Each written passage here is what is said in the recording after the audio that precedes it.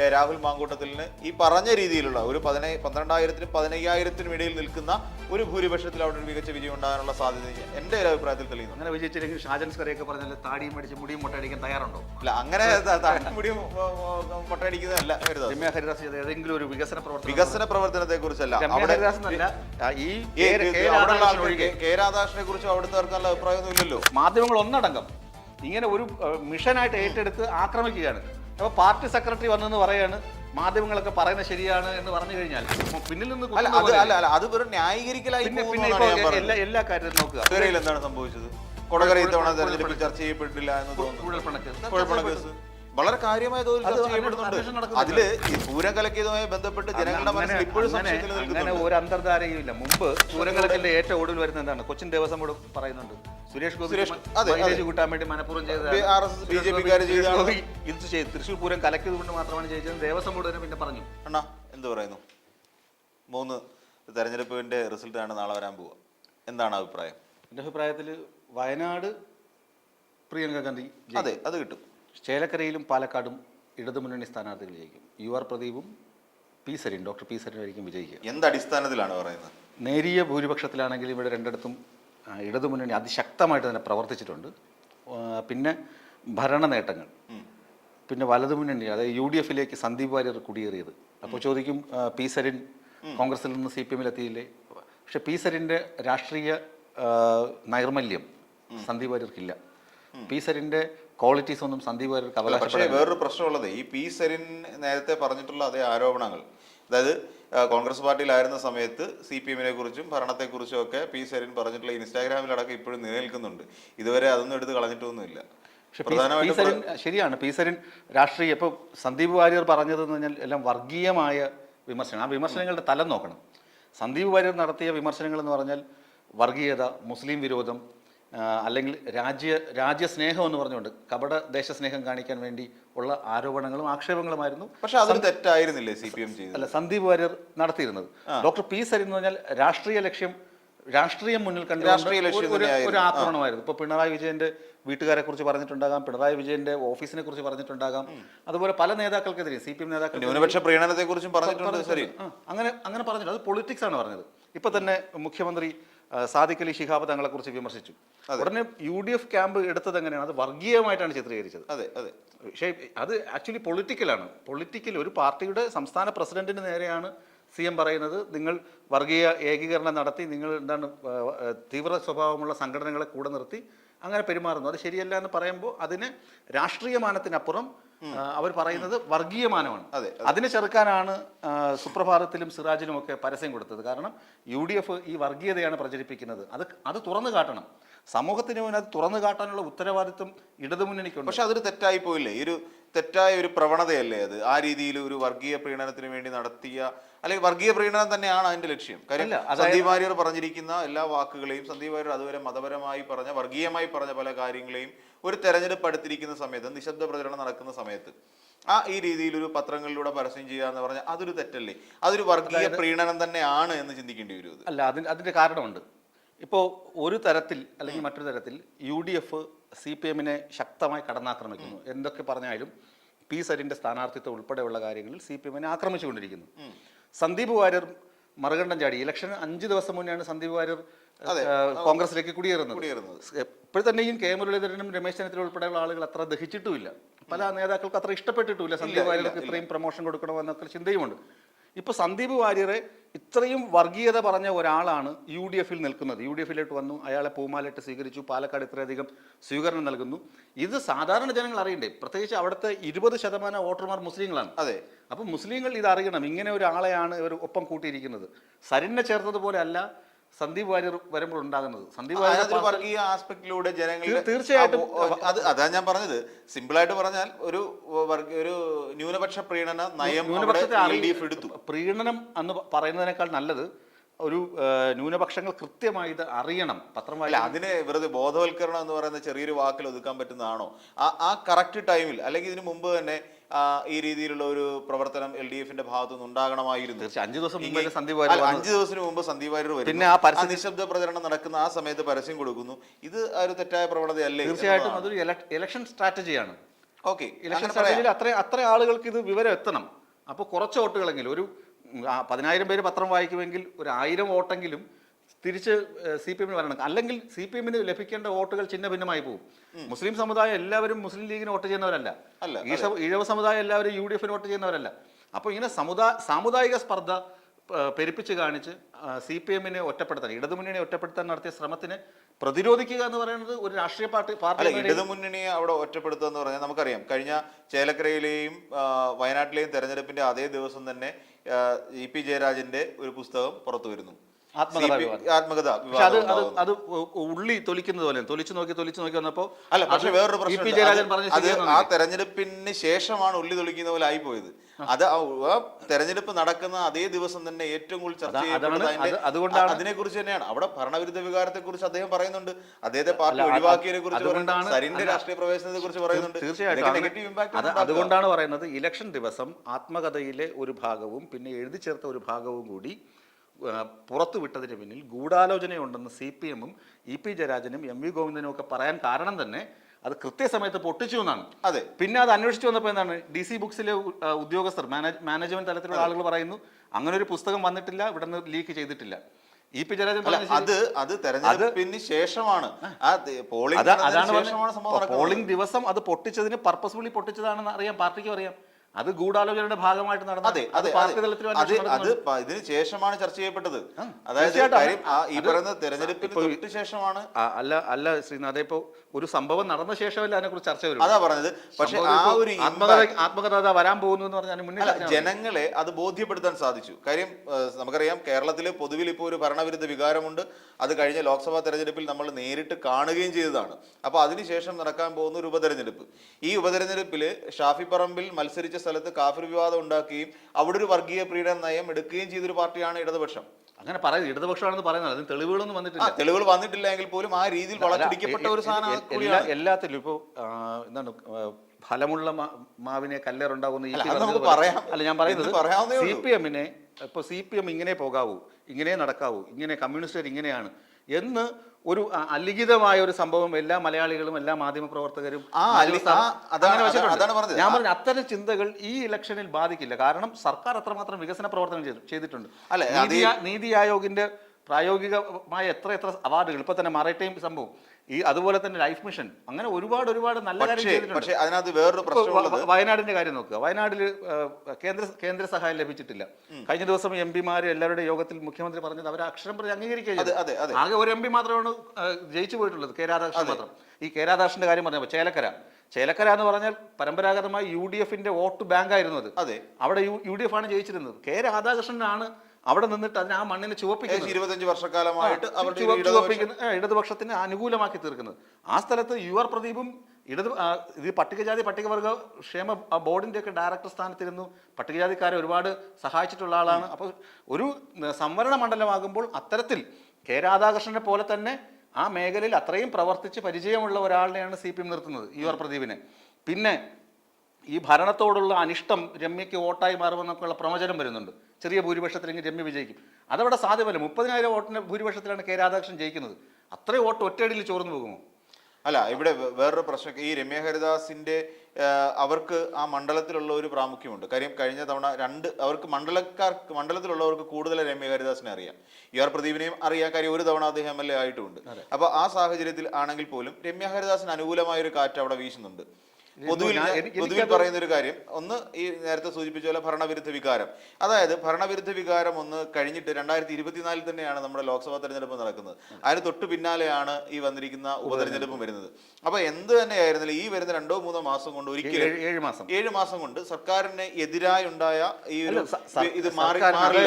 ഇവിടെ ഒരു വർക്ക് ചെയ്യുന്ന ഒരു മിഷനറി ഉണ്ട്. അതായത് സർക്കാർ, ഇടതുമുന്നണി സർക്കാർ 2ാം വട്ട അധികാരത്തിൽ വന്നപ്പോൾ തന്നെ അതിനെ താഴെ ഇറക്കുക. പണ്ട് വിമോചന സമര കാലത്ത് നടന്ന രീതികൾ എങ്ങനെയാണോ സ്പോൺസേഡ് ചെയ്യപ്പെട്ട് ഇല്ലാത്ത കാര്യങ്ങൾ ഊതി വീർപ്പിച്ചായിരുന്നു വിമോചന സമരം. എല്ലാം നല്ല കാര്യങ്ങൾ ചെയ്തതിനാണ്. അതായത് ഒന്ന്, ഈ ജന്മിത്വ വ്യവസ്ഥ മാറ്റിയിട്ട് ഭൂമി ഏകീകരിക്കുക, എയ്ഡഡ് സ്കൂളിലെ അധ്യാപകർക്ക് നേരിട്ട് സർക്കാർ ശമ്പളം കൊടുക്കുക, അല്ലെങ്കിൽ മാനേജ്മെന്റ് കോടിക്കണക്കിന് വാങ്ങിയിട്ട് തുച്ഛമായ ശമ്പളം വരും. ഇങ്ങനെ തുടങ്ങിയ ജോസഫ് മുണ്ടശ്ശേരിയുടെ പരിഷ്കാരമായിരുന്നു. അത്തരം നല്ല കാര്യങ്ങൾ ചെയ്തതിനാണ് AK ആന്റണിയും സംഘവും ഉമ്മൻചാണ്ടിയും സംഘമൊക്കെ വിമോചന സമരം പ്രഖ്യാപിച്ചിട്ട് സമരം ഉണ്ടാക്കുന്നത്, സർക്കാരിനെ താഴെ ഇറക്കാൻ വേണ്ടി. അതിന് സമാനമായ ഒരു സിറ്റുവേഷനാണ് ഇപ്പോൾ കടന്നു പോകുന്നത്. ഈ പ്രതിപക്ഷത്തിന് മാധ്യമങ്ങൾ ഒന്നൊഴിയാതെ എടുത്തു നോക്കുക. ദേശാഭിമാനി ഒഴികെ വേറെ ഏതെങ്കിലും പത്രങ്ങൾ അല്ലെങ്കിൽ ഏതെങ്കിലും ടെലിവിഷൻ മീഡിയ, ഓൺലൈൻ മീഡിയ, ആരും തന്നെ ശരി എന്താണ്, ഇത്ര വികസന പ്രവർത്തനങ്ങൾ നടക്കുന്നുണ്ടോ, അല്ലെ എന്തൊക്കെ കാര്യങ്ങൾ ആരോഗ്യ മേഖലയിൽ നടക്കുന്നുണ്ട്, ഒരുപക്ഷെ നമ്മൾ ചില വാർത്തകളൊക്കെ കൊടുക്കുന്നുണ്ട് സർക്കാരിന്, അതായത് വികസന പദ്ധതികളെ കുറിച്ചും പോസിറ്റീവായിട്ടുള്ള വാർത്തകൾ, പോസിറ്റീവുള്ള വാർത്തകളും വേണം. അതാണ് ഡെവലപ്മെന്റ് ജേർണലിസം എന്നൊരു വിങ് തന്നെ ഉണ്ട്. അപ്പോൾ ഇത്തരം സംഭവങ്ങൾ മറ്റു പലരും തമസ്കരിക്കുന്നുണ്ട്. ജനങ്ങളിൽ എത്തരുത്, ജനങ്ങളിൽ എത്താതിരിക്കണം. പിന്നെ എല്ലാം വിഷയങ്ങൾ അഴിമതി, വിവാദം, അങ്ങനെ പോകുന്നു. ആ പ്രചരണങ്ങൾക്കിടയിൽ എന്നിട്ട് മനോരമ തന്നെ എത്ര എഡിറ്റോറിയൽ എഴുതി സർക്കാരിനെ അനുകൂലിച്ചുകൊണ്ട്, കെ ഫോണിന് സർക്കാരിനെ അനുകൂലിച്ച് എഴുതിയിട്ടുണ്ട്. അതുപോലെ വയനാട് സംഭവത്തിലും സർക്കാരിനെ അനുകൂലിച്ച് മനോരമ എഡിറ്റോറിയൽ എഴുതിയിട്ടുണ്ട്.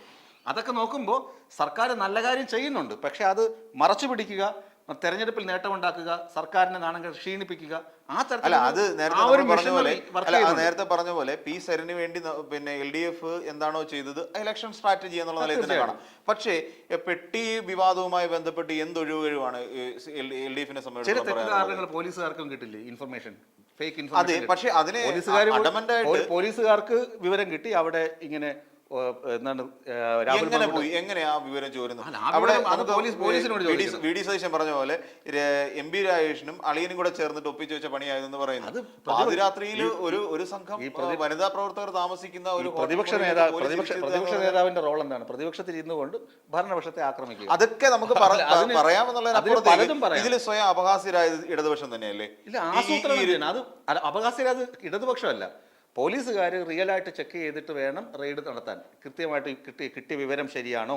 അപ്പൊ ആഭ്യന്തര വകുപ്പിന്റെ പരാജയം എന്നല്ലേ പറഞ്ഞു വരുന്നത്? പോലീസിന് പരാജയപ്പെട്ട ആഭ്യന്തര വകുപ്പിന്റെ പരാജയം മാത്രമാണ് ആകണമെന്നില്ല. ആ ജില്ലയിലെ ചുമതലയുള്ള ഉദ്യോഗസ്ഥർക്കും ജില്ലാ കളക്ടർ, വരണാധികാരിയുണ്ട്.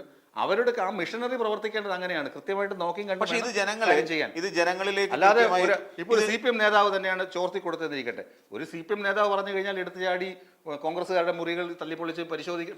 അതിനകത്തുള്ള പ്രശ്നം എന്താണെന്ന് വെച്ചാൽ രാഹുൽ മാങ്കൂട്ടത്തിലും ഈ പറയുന്ന ബെന്നി നയന ഉൾപ്പെടെയുള്ള ആൾക്കാർ അവിടെ വന്നു കയറുന്ന നിലവിൽ ഒരു 10-15 CC ക്യാമറകളുടെ മുന്നിലേക്കാണ്.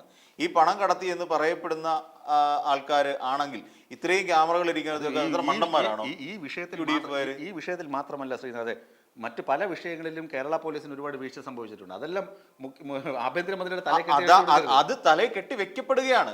അതാണ് ഞാൻ പറഞ്ഞത്. അതാണ് പോലീസിന് വീഴ്ച ഉണ്ടാകുമ്പോൾ അന്വേഷണ ഉദ്യോഗസ്ഥർക്ക് ഏതെങ്കിലും തരത്തിൽ വീഴ്ച ഉണ്ടായി കഴിഞ്ഞാൽ ഉടനെ കെട്ടിവെക്കുക. അതുകൊണ്ട് പിണറായി തെറ്റ് ചെയ്തു. അതുകൊണ്ട് തന്നെ ഇപ്പൊ ഞാൻ പറഞ്ഞില്ലേ, ഞാൻ പറഞ്ഞതുപോലെ ചിന്തിക്കുന്നത് CPM-കാർ മാത്രമായിരിക്കില്ല.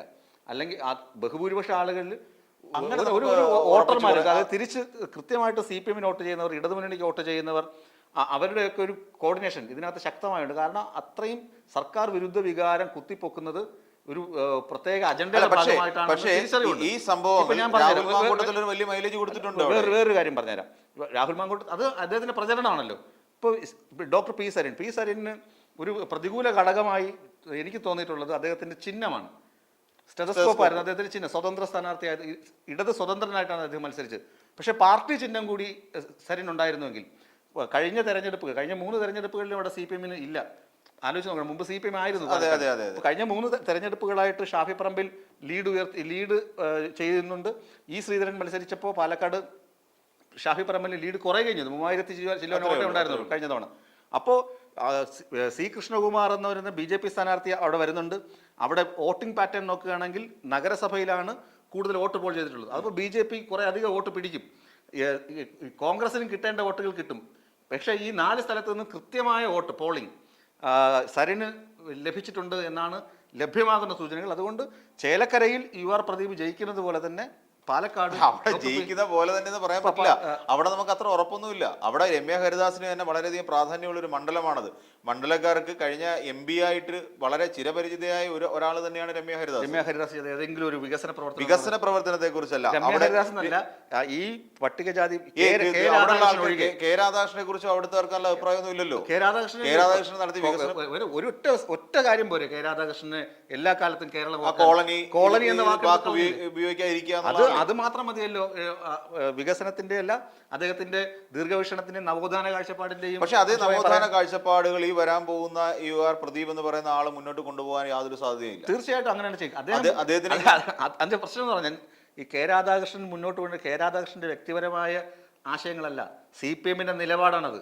അത് യു ആർ പ്രദീപ് CPM ആയിരിക്കുന്നിടത്തോളം കാലം ആ നിലപാട് തന്നെ നിലപാടെന്ന് പറയുന്നത് CPM-ന്റെ എന്തെല്ലാം നിലപാടുകളാണ് കാറ്റിൽ പറത്തിയത്? CPM എന്ന് പറയുന്ന പാർട്ടിയുടെ, ഞാൻ ചോദിച്ചോട്ടെ, ഇവിടെ MP ഗോവിന്ദൻ മാഷ് എന്ന് പറയുന്ന ഒരാൾ ഒരുപക്ഷെ കുറെ ഈ പാർട്ടി സെക്രട്ടറിയായിട്ട് അവരോധിക്കപ്പെടുന്നതിന് മുമ്പ് പാർട്ടിയുടെ ഒരു സൈദ്ധാന്തികൻ എന്നുള്ള നിലയിൽ തന്നെ അംഗീകരിക്കപ്പെട്ട ഒരു വ്യക്തിത്വമാണ്.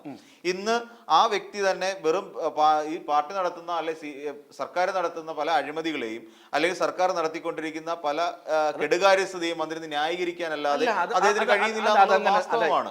ഞാൻ പറഞ്ഞു, നമ്മളിപ്പോൾ തെരഞ്ഞെടുപ്പിന്റെ വോട്ടിംഗ് പാറ്റേൺ ഉള്ള വിഷയങ്ങളാണിതെങ്കിൽ പോലും ഒരു സർക്കാരിനെ കുറിച്ച് ഞാൻ നേരത്തെ പറഞ്ഞതുപോലെ തന്നെ വലതുപക്ഷ മാധ്യമങ്ങൾ ഒന്നടങ്കം ഇങ്ങനെ ഒരു മിഷനായിട്ട് ഏറ്റെടുത്ത് ആക്രമിക്കുകയാണ്. അപ്പോൾ പാർട്ടി സെക്രട്ടറി വന്നെന്ന് പറയാണ് മാധ്യമങ്ങളൊക്കെ പറയുന്നത് ശരിയാണ് എന്ന് പറഞ്ഞു കഴിഞ്ഞാൽ അതെന്ത് പിന്നിൽ നിന്ന് അത് വെറും ന്യായീകരിക്കലായി. എല്ലാ കാര്യത്തിലും നോക്കുക, ഈ മാസപ്പടി വിവാദങ്ങൾ, PV അൻവർ കൊണ്ടുവന്ന വിവാദമാണല്ലോ തെരഞ്ഞെടുപ്പ് കാലത്ത് ഏറ്റവും അധികം ചർച്ച. PV അൻവറും അദ്ദേഹം അതിന് മുമ്പ് ഇഷ്ടംപോലെ വിവാദമുണ്ട്. PV അൻവർ കൊണ്ടുവന്ന വിവാദങ്ങൾക്കൊക്കെ കൃത്യമായ മറുപടി അതാത് സമയത്ത് മുഖ്യമന്ത്രി നൽകിയിട്ടുണ്ട്. അന്വേഷണ റിപ്പോർട്ടിന്റെ അടിസ്ഥാനത്തിൽ നടപടി സ്വീകരിക്കുമെന്ന് നടപടി സ്വീകരിച്ചിട്ടുമുണ്ട്. അത് കുറഞ്ഞുപോയോ കൂടിപ്പോയോ എന്നല്ല, നടപടി സ്വീകരിച്ചിട്ടുണ്ട്. ഇപ്പോഴും പൂരം കലക്കൽ സംഭവം അതുമായി ബന്ധപ്പെട്ട എല്ലാ ഇഷ്യൂവും ത്രിതല അന്വേഷണം നടന്നുകൊണ്ടിരിക്കുകയാണ്, പുരോഗമിക്കുകയാണ്. അതെല്ലാം കൃത്യമായി നടക്കുന്നുണ്ട്. പിന്നെ ഇവിടെ നമുക്ക് പുറത്ത് നിന്നിട്ട് കൊടകരയിൽ എന്താണ് സംഭവിച്ചത്? കൊടകര ഇത്തവണ തെരഞ്ഞെടുപ്പിൽ ചർച്ച ചെയ്യപ്പെട്ടില്ല എന്ന് തോന്നുന്നു. കുഴൽപ്പണക്കേസ് വളരെ കാര്യമായ തോതിൽ ചർച്ച ചെയ്യപ്പെടുന്നുണ്ട്. ഇതില് ജനങ്ങൾക്കിടയിലുള്ള ഒരു ബോധം എന്ന് പറഞ്ഞു കഴിഞ്ഞാൽ കൊടകര കേസിനെയും കരുവന്നൂർ ബാങ്ക് തട്ടിപ്പ് കേസിനെയും ഇതിനെ രണ്ടിനെയും കൂടെ ചേർത്ത് വായിക്കുന്നുണ്ട്. ഈ ചേർത്ത് വായിക്കുമ്പോൾ CPM-ഉം BJP-യും തമ്മിൽ അല്ലെങ്കിൽ K. സുരേന്ദ്രനും തമ്മിൽ ശക്തമായ ഒരു അന്തർധാര ഉണ്ട് എന്ന് തന്നെ സമ്മതിക്കേണ്ടി വരും. അങ്ങനെ അന്തർധാര ഉണ്ടെങ്കിൽ അതിനെ മാറ്റിയെടുക്കാൻ കഴിയില്ലല്ലോ. അങ്ങനെ ഒരു അന്തർധാരയുണ്ട്. പൂരം കലക്കിയതുമായി ബന്ധപ്പെട്ട് ജനങ്ങളുടെ മനസ്സിൽ ഇപ്പോഴും സംശയം നിലനിൽക്കുന്നുണ്ട്. അങ്ങനെ ഒരു അന്തർധാരയും ഇല്ല. മുമ്പ് ഞാൻ പറഞ്ഞ ജനസംഘമായിരുന്ന സമയത്ത് CPM-ഉം ജനസംഘവുമായിട്ടൊക്കെ ചേർന്ന് മത്സരിച്ചിട്ടുണ്ട്, മുന്നണി രൂപീകരിച്ചിട്ടുണ്ട്. കോൺഗ്രസ് CPM-ൽ AK ആന്റണി വരെ CPM-മായി സഹകരിച്ച് മുന്നണി രൂപീകരിച്ച് അധികാരത്തിലെത്തിയിട്ടുണ്ട്. അങ്ങനെയൊക്കെ സംഭവിച്ചിട്ടുണ്ട്. ഇത് രാഷ്ട്രീയമാണ്, വർഗീയത എന്നുള്ളതല്ല. നമ്മൾ രാഷ്ട്രീയമാണെങ്കിൽ തന്നെയും ജനങ്ങളെ ഇതെങ്ങനെ ബോധ്യപ്പെടുത്തും? ഞങ്ങൾക്ക് കരുവന്നൂരിലും കൊടകരയിലും ഞങ്ങൾ തമ്മിൽ യാതൊരു അഡ്ജസ്റ്റ്മെന്റും ഇല്ലാന്നുണ്ടെങ്കിൽ ഇപ്പൊ സംഭവിച്ച പോലെ തൃശ്ശൂര് പൂരം കലക്കലുമായി ഞങ്ങൾക്കൊരു ബന്ധവുമില്ല. ഇതെന്നെ എങ്ങനെ? പൂരം കലക്കലിന്റെ ഏറ്റവും ഒടുവിൽ വരുന്നത് എന്താണ്? കൊച്ചിൻ ദേവസ്വം ബോർഡ് പറയുന്നുണ്ട് സുരേഷ് ഗോപി കൂട്ടാൻ വേണ്ടി മനഃപൂർവ്വം ഇത് തൃശ്ശൂർ പൂരം കലക്കിയത് കൊണ്ട് മാത്രമാണ് ജയിച്ചത്. ദേവസ്വം ബോർഡ് തന്നെ പിന്നെ പറഞ്ഞു. അത് ഞാൻ പറയുന്നത്, ഇത് എത്ര കാലം സത്യം മൂടിവെക്കാൻ ശ്രമിച്ചാലും സത്യം എല്ലാ കാലത്തും മൂടിവെക്കാൻ പറ്റില്ല. അത് കൃത്യമായി സ്വർണ്ണപാത്രം കൊണ്ട് മൂടി വെച്ചാലും സത്യം പുറത്തു വരിക തന്നെ ചെയ്യും. അതാണ് സത്യം എന്ന് പറയുന്ന സംഭവത്തിന്. അപ്പോൾ CPM BJP ബാന്ധവം ഉണ്ടെങ്കിൽ അത് തീർച്ചയായും മറന്നേക്ക് പുറത്തു വരും.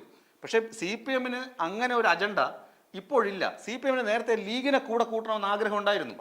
പക്ഷെ ലീഗ് പിന്നീട് എന്താണ്, ലീഗ് കൂടുതൽ വർഗീയമായി ചിന്തിക്കുന്നു.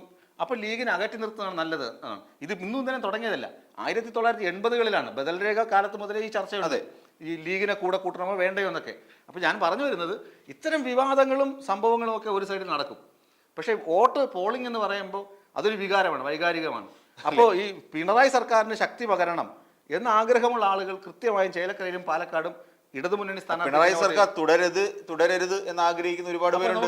അവര് നേരെ മറിച്ചാണ്. ഏതായാലും റിസൾട്ട് എന്തായിരുന്നാലും എൻ്റെ ഒരു അഭിപ്രായം അനുസരിച്ച് ചേലക്കരയിൽ വലിയ ഭൂരിപക്ഷത്തിന് അല്ലെങ്കിൽ പോലും രമ്യ ഹരിദാസിന് അവിടെ മികച്ചൊരു വിജയം ഉണ്ടാവും.